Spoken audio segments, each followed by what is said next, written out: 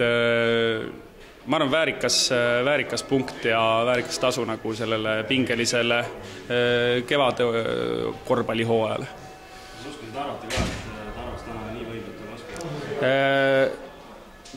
Väike üllatus oli, et nad suutsid nagu nii uskumatult hästi tegutseda. Loomulikult nad panid vahepeal tahtejõuga ka mõned kaugvisked sisse, aga täielik tunnustus vastasele ja see näitas, kui hingega nad asja juures olid ja see hingestatud tegutsemine tasub üldjuhul nagu kuhjaga ära ja põhimõtteliselt kui seda tseremooniat vaadata ja lõppu siin vaadata, ega ei saanudki aru, kumb võistkond selle kuldmedali sai. Et ma arvan, rahva jaoks on see, et Rakvere poisid nagu suure töö ära teinud ja minu poolt ka täielik tunnustus. Kullaga lõpetasid ära hooaega, muidu nüüd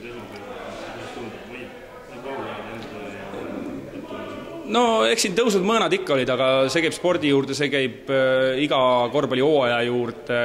Pikemat analüüsi tegema hakates hiljem saab öelda mingisuguseid võib-olla kindlamaid väiteid, aga praegu tunneme rõõmu sellest, et hooaeg lõppes hästi. Kuidas enda seisukohalt oleksid hea meelega ka järgmine aasta sama meeskonna? Vaatame, tõmbame täna natukene hinge ja järgmine nädal niikuinii hakkame tegelema siin tulevikuplaanidega nii isiklikus plaanis kui nagu klubisiseselt, et praegu ma arvan vara rääkida veel. Ja mida tänaselt õhtutel?